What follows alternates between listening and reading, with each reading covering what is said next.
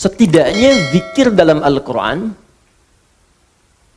itu memiliki 3 fungsi secara umum. Dia ada 3 fungsi zikir secara umum ya. Pertama, mengenalkan dan mendekatkan seorang hamba dengan Allah Subhanahu wa ta'ala. Mengenalkan dan mendekatkan seorang hamba dengan Allah Subhanahu wa ta'ala. Sudah? Jadi bagi yang belum kenal Allah, belum beriman, maka dengan dia mengenal zikir, mendengar misalnya, atau melihat, atau memikirkan hal yang terkait dengan zikir, maka dia berpotensi akan mengenal Allah Subhanahu wa ta'ala. Dengan mengenal itu, boleh jadi kemudian semakin dekat dia untuk mendapatkan hidayah. Contoh, saya berikan langsung misalnya, Allah perdengarkan zikir kepada semua kalangan manusia, dan zikir ini diperdengarkan 24 jam tanpa berhenti semuka bumi. Jadi terus berputar. Apa diantaranya? Suara azan. Ya, azan. Azan itu bagi orang beriman panggilan untuk sholat. Bagus. Bagi yang belum beriman, itu pengenalan kepada Allah. Untuk diingatkan kembali bahwa dia punya Tuhan yang hak. Karena itu sholat dalam Al-Quran disebut dengan zikir. Ya, buka Quran surah ke-20 ayat 14. Ketika Allah menegaskan kemudian kepada Nabi Musa alaihissalam, kata Allah, innani anallah, la ilaha illa ana, fa'budni, wa aqimis salata li dzikri. Innani anallah, kata Allah, hai Musa, saya Allah. La ilaha illa ana, tidak ada Tuhan yang layak disembah dan dipertuhankan kecuali saya. Anda silahkan bandingkan ya. Satu-satunya kitab suci di muka bumi yang mengatakan langsung saya Allah, sembah saya, hanya Al-Quran. Silahkan cek di kitab manapun. Anda temukan, adakah satu kitab yang mengatakan saya Tuhan, sembah saya? Silahkan cek. Hanya di Al-Quran tertulis, innani anallah. Di mushaf dituliskan, di Quran dibacakan. Innani anallah, kata Allah, saya Allah. Dan kalimatnya menggunakan inna. Harfu tauqidin wa nasbin tansibul isma wa tarfa'ul khabara mabniun 'alal fathi la mahalla lahu minal i'rabi. Inna harfu nasab wa tauqid, nasab untuk menancapkan sesuatu dengan kuat, tauqid untuk menguatkan apa yang akan disampaikan. Kata Allah, innani, saya ini saya tegaskan pada kalian, ya, tancapkan di dalam jiwa-jiwa kalian, kata Allah, cuman saya yang Tuhan. Innani anallah, saya Allah. Quran surah ke-20 ayat 14. La ilaha illa ana, gak ada Tuhan kecuali saya. Fa'budni, sembah saya. Tunjukkan pada saya, di kitab mana ada keterangan saya Tuhan, sembah saya, kecuali di Al-Quran. Kenapa? Karena fitrah manusia, itu tidak mungkin bisa mengatakan saya Tuhan.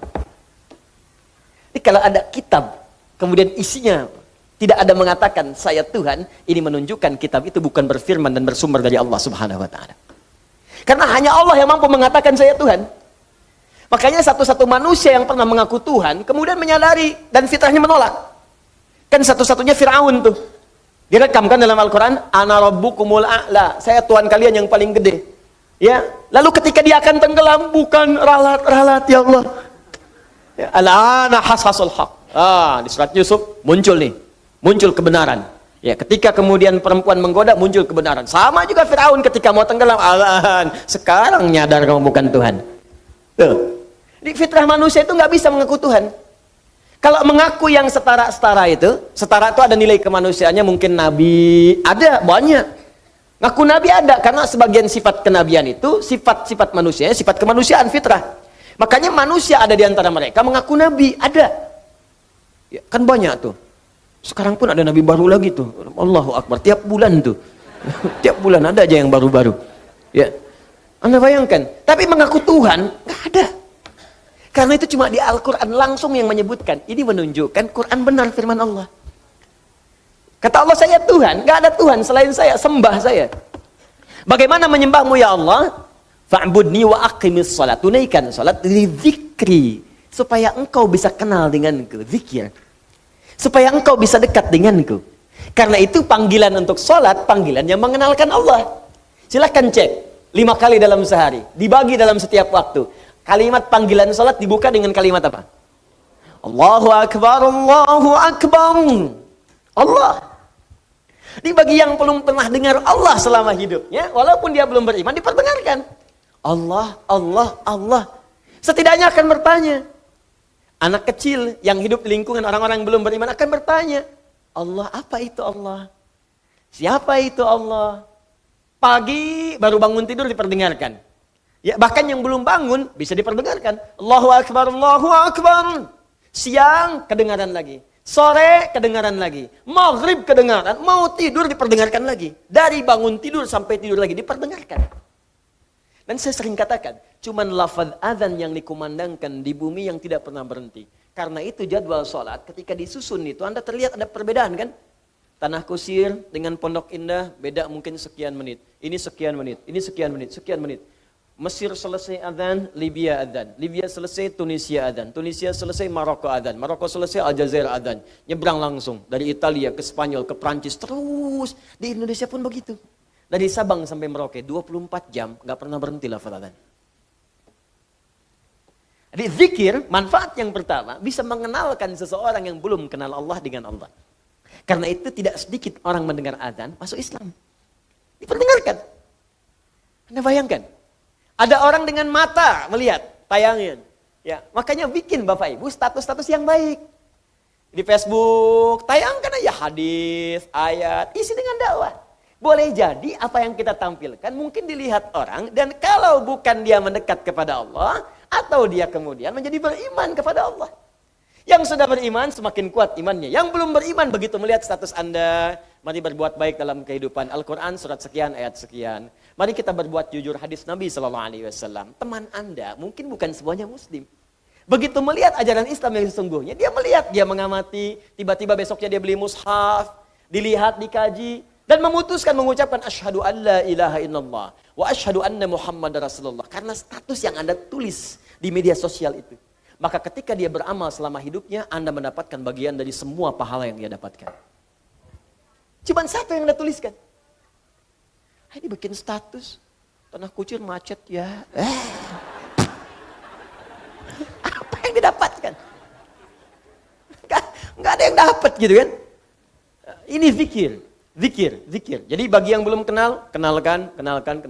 Bagi yang sudah kenal, maka zikir ini akan mampu mendekatkan pelakunya semakin dekat dengan Allah Subhanahu wa taala. Karena itu orang yang rajin sholat, semakin banyak sholat, semakin dekat dengan Allah. Nggak percaya silahkan Bu, Pak. Kalau yang masih sholatnya fardu saja, apalagi yang kerjanya, maaf ya, menyendiri, belum senang jamaah, itu perasaannya masih biasa. Beda dengan ketika Anda mulai memburu masjid untuk jamaah. Di rumah pun pengen jamaah. Beda ketika Anda mulai memburu salat sunnah, malam tahajud, siangnya duha dikerjakan, rawatib tak tinggal. Demi Allah saya katakan, demi Allah, wallahi, Anda akan mendapatkan kenikmatan iman dalam jiwa.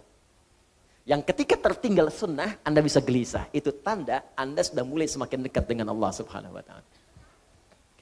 Contoh lain, Al-Quran disebut zikir. Quran surah ke-15 ayat 9. Inna nahnu nazzalna dzikra wa inna lahu lahafizun. Sungguh kami telah turunkan Al-Quran sebagai zikir. Anda kalau sedang baca Al-Quran, zikir, sedang zikir. Semakin meningkat levelnya, saya udah nggak mulai mau baca lagi, saya pengennya langsung menghafal. Baca, menghafal. Maka meningkat langsung. Tingkatnya dari yang cuma 1 naik langsung 4. Disebutkan di Quran surah 54 ayat 17, 22, 32, 40. 4 kali disebutkan dengan kalimat yang sama. Walaqad yassarnal Qur'ana lidzikri. Sungguh kami telah mudahkan Al-Quran untuk dihafalkan. Menghafal Quran disebut dengan zikir. Karena itu, orang yang baru baca dengan yang telah menghafal, kedekatan dengan Allahnya beda. Nggak percaya silahkan cek.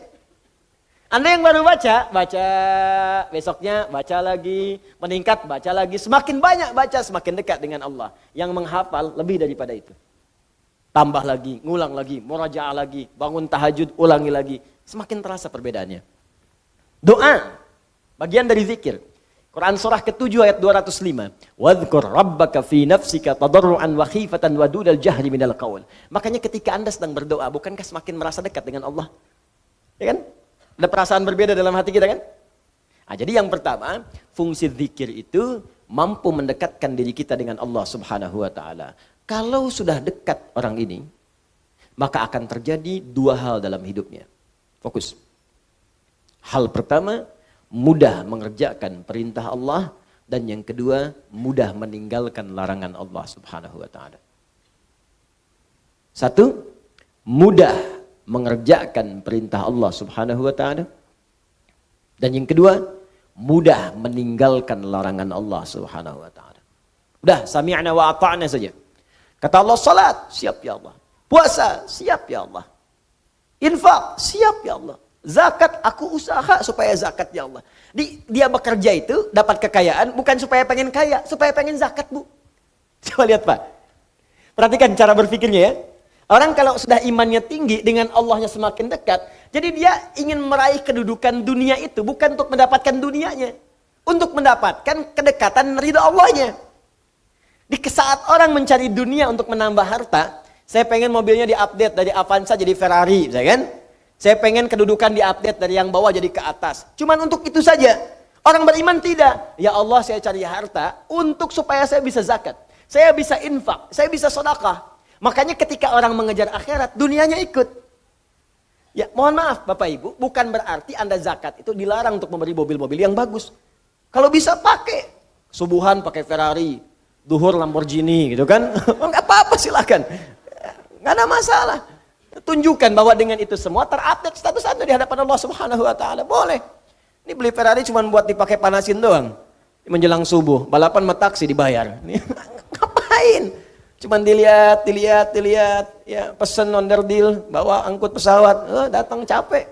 Ya, udah, kita kerjakan dengan baik, visi akhirat, dunia ikut. Paham? Nah, jadi ini bagian yang pertama. Makanya update, orang yang kemudian mudah dekat dengan Allah, kenapa berpikir? Supaya mudah kita menunaikan perintah Allah. Demikian ketika dilarang pun mudah kemudian meninggalkan. Makanya nanti di ayat ini ada ujian. Betul nggak kita mudah mengerjakan ini dan mudah meninggalkan yang dilarang? Kata Allah, jangan zina, siap saya tinggalkan ya Allah. Jangan mencuri, nggak akan saya kerjakan ya Allah. Jangan gibah, nggak akan saya lakukan ya Allah. Kamu gibah ya? Tidak ya Allah. Tidak akan pernah saya kerjakan. Tidak seperti ibu itu tuh. Kalau tiap hari ya Allah gibah terus. Gibah itu namanya. Jadi, maaf, semakin dekat dengan Allah, semakin mudah meninggalkan larangan. Jadi kalau pengertian terbaliknya begini, kalau Anda susah meninggalkan larangan Allah, berarti Anda belum dekat dengan Allah. Itu Pak. Bu, kata Allah jangan gosip, masih gosip, Anda belum dekat dengan Allah. Jangan berselisih, masih berselisih, Anda belum dekat dengan Allah.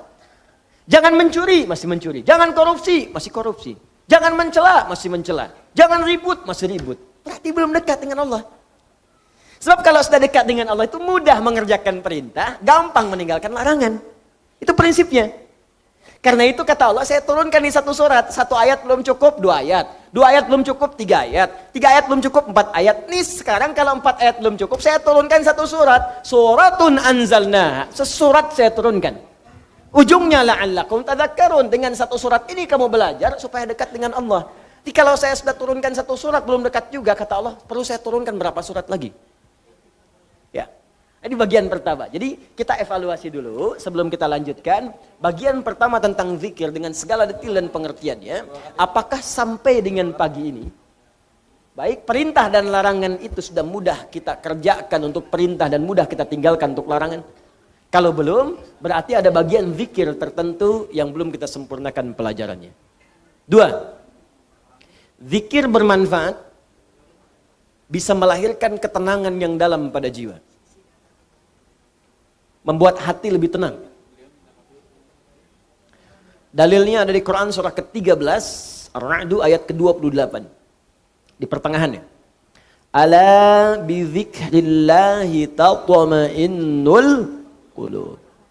Ala harful ihbari wat tauqidi. Harful ikhbari wat tauqidi. Huruf yang digunakan untuk menyampaikan informasi dan menguatkan apa yang akan disampaikan itu. Ala, demikian cara menerjemahkannya. Aku beritakan pada kalian dan aku tegaskan. Bidzikrillahi, jika kalian benar zikirnya kepada Allah. Dengan berzikir yang benar itu, karena ba itu di sini bisa berfungsi sebagai isti'anah, bisa musahabah, bisa ilsaq, bisa juga Bapak Ibu sekalian, hati-hati taukid. Taukid. Kata Allah, saya tegaskan, ya isti'anah, meminta bantuan. Dengan kalian zikir, minta bantuan kepada Allah itu dengan zikir.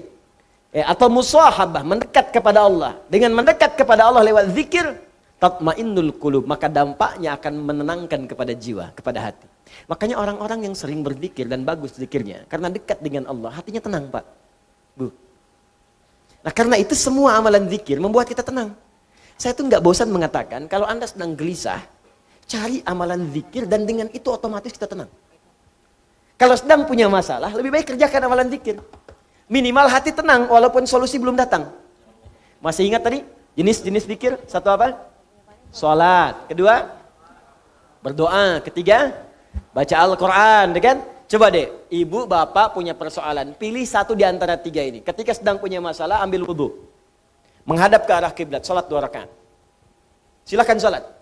Salat wudhu kah? Ke masjid tahiyatul masjid kah? Salat aja dulu. Begitu Anda salat, demi Allah saya katakan. Demi Allah saya katakan, kalau salat Anda benar, seketika hati Anda saat salat menjadi tenang. Bahkan masalah bisa tumpah saat sujud di atas sajadah. Betapa banyak persoalan sulit itu hilang seketika dengan hanya menghamparkan kening kita di atas sajadah. Tapi banyak persoalan yang kecil menjadi besar karena dipersulit dengan adu argumentasi yang tak berujung. Kan papa katakan begini, iya mama kan sudah ingatkan juga, tapi kan papa begini, gak pernah selesai. Ada orang yang cuma bangun takbir Allahu Akbar, kemudian sujud. Dia tekankan keningnya di sajadah itu. Dia curahkan perasaannya, mengalir air matanya. Begitu salam assalamualaikum, pasrah jiwanya, tenang hatinya. Walaupun solusi belum datang, tapi ketenangan itu sudah ada. Dan ketenangan itu setengah dari solusi. Makanya orang tidak ingin kehilangan ketenangan. Orang lebih baik berkurang dunia dibandingkan hilang ketenangan. Cek kalau nggak percaya, cek ya. Anda pilih mana? Kaya tapi gelisah atau miskin tapi tenang? Jangan pilih yang ketiga. Kaya tapi gelisah atau miskin tapi tenang? Pilih.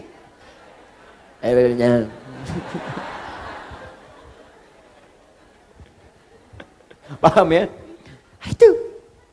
Ditenang itu penting. Dan tenang itu setengah dari solusi. Ibu yang tenang, mudah memberikan kemudian arahan kepada anak-anak. Suami yang tenang, mudah kemudian membimbing keluarga. Pemimpin yang tenang di perusahaannya, mudah mengatur kemudian arus perusahaannya, pekerjaan dan sebagainya. Guru yang tenang, mudah memunculkan inovasi dan ide-ide yang baik kemudian. Tenang, itu penting. Jelas? Nah, orang yang sering zikir itu tenang. Baca Quran. Makanya kalau sedang ada kegelisahan, kita cari ketenangan. Ketenangan terbaik itu zikir. Makanya orang yang tenang itu cenderung sehat, Bu, Pak. Gak banyak penyakit. Artinya kalau selama ini Anda sering gelisah, zikirnya belum maksimal. Ya, uang belanja belum muncul juga, udah akhir bulan, gelisah gitu. Mana zikirnya? Ya, baru macet sedikit udah gelisah. Ya, baru gelap dikit mendung udah gelisah. Ya, ya Allah panas sekali, kapan hujannya? Kasih hujan, ya Allah kok hujannya gede banget. Maunya apa? 3, ini yang paling hebat. Yang jarang banyak orang ketahui. 3, berzikir kepada Allah bisa meningkatkan kecerdasan dan menambah pengetahuan. Bisa meningkatkan kecerdasan dan menambah pengetahuan.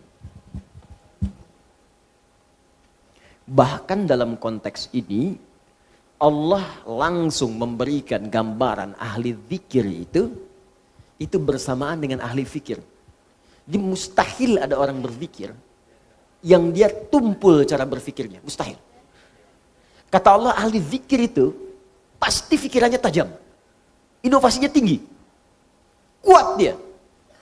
Karena itu di Quran surah ketiga Ali Imran ayat 190 sampai 191 disandingkan bagaimana kekuatan ahli zikir yang meningkat kecerdasannya itu berlipat-lipat. Inna fi khalqis samawati wal ardi wa ikhtilafil laili wan nahari la ayatil liulil albab. Siapa ulul albab di situ? Alladzina yadhkurunallaha qiyaman wa qu'udan wa 'ala junubihim. Belum berhenti, setelah itu wa yatafakkaruna. Kemudian fi khalqis samawati wal Rabbana ma khalaqta hadza batila. Perhatikan, pertama disebut ulul albab, yang kedua disebut sering berpikir, berinovasi, merenungkan, kontemplasi. Siapa itu ulul albab? Bapak Ibu tahu kelapa enggak? Kelapa. Jangan katakan wallahu alam, kelapa. Kelapa. Tahu buahnya? Buah kelapa. Baik. Buah kelapa itu kan ada kulit yang kasar yang luar kan? Baik ya? Baik. Kemudian kalau dibuka serabutnya, serabut dibuka, ada apa dalamnya? Baik. Batoknya masih keras kan? Baik. Kalau batoknya dibuka lagi ada apanya? Dagingnya kan? Buahnya itu sama kulitnya tadi Bu ya. Nah, jadi kalau ibu ada buahnya berarti keluar lagi dari awal ya. Ada dagingnya ya kan?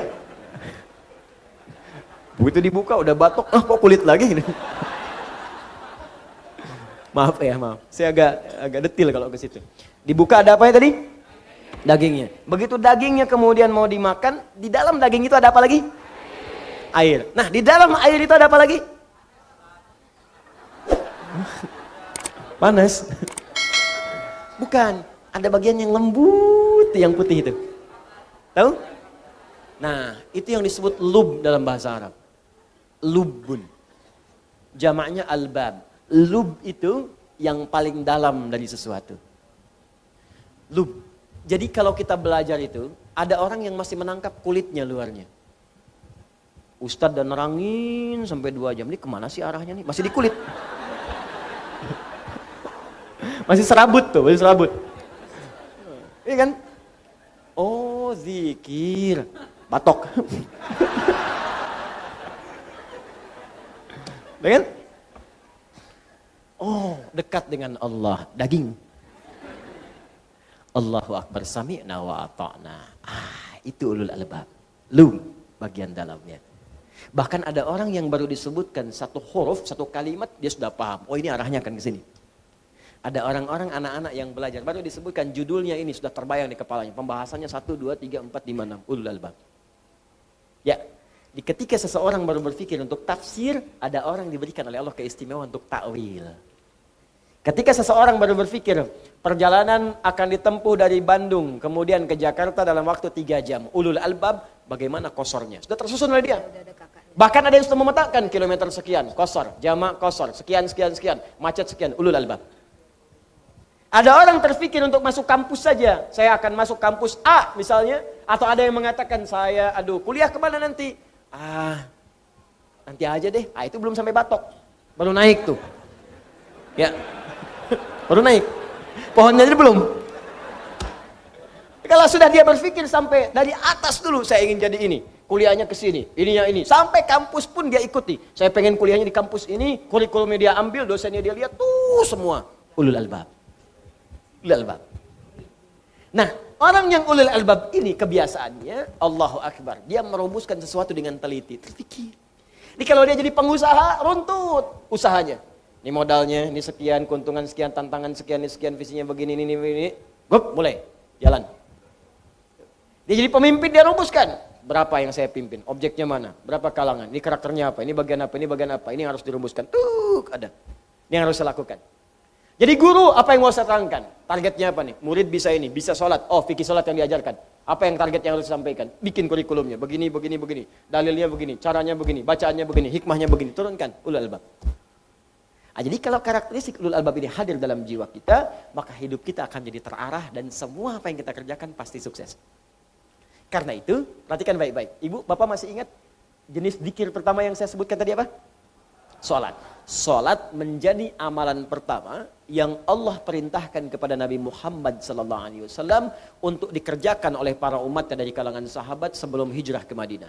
Allah tidak mengajarkan puasa dulu, bukan haji dulu, bukan umrah dulu, bukan zakat dulu, tapi sholat dulu. Begitu sholat diajarkan dengan baik, semua para sahabat seluruhnya, dengan profesi apapun yang mereka jalani, semua sukses tanpa kecuali. Tunjukkan pada saya sahabat mana yang tidak sukses dalam hidupnya, semua sukses. Walaupun kadar kesuksesan itu bagi setiap orang relatif. Bagi si A, saya pengen jadi guru, udah sukses. Bagi si B, manajer sukses. Bagi si C, direktur sukses. Walaupun itu bisa relatif, tapi semua menjangkau. 12.000 sahabat Nabi, 38 menjadi panglima. Kekuatan satu panglimanya bisa menaklukkan Persia dan Romawi. Satu diplomatnya bisa menaklukkan Afrika. Amr bin As cuman ekspedisi. Dari mulai Mesir, Libya, Tunisia, Maroko, Aljazair, sampai ke Syam. Sekarang 4 negara. Jordania, Libanon, Palestina, Syria. Itu semuanya muslim sampai sekarang. Cuman satu orang diikutin para sahabat dari belakang. Satu orang ikut ketika hijrah kemudian ke Ethiopia, ke Habasyah. Sekelompok sahabat Nabi dipimpin Ja'far ya, bin Abi Thalib. Kemudian sebagian ada yang ikut satu orang saat ekspedisi ke Cina. Ya, singgah kemudian di Baros, 414 km dari kota Medan. Singgah di situ, singgah saja Islam senusantara. Kemudian jadi Indonesia, Malaysia, Brunei Darussalam, Filipina Selatan, Thailand Selatan, Rakhine sukunya Rakhine sampai sekarang. Bukan karena keislamannya, karena Allah jaga dengan nilai Islam itu. Yang paling penting itu kok bisa ada yang sukses, tenang hatinya. Lihat, berislam itu sukses. Berislam itu tenang. Islam itu solusi. Islam itu inovasi.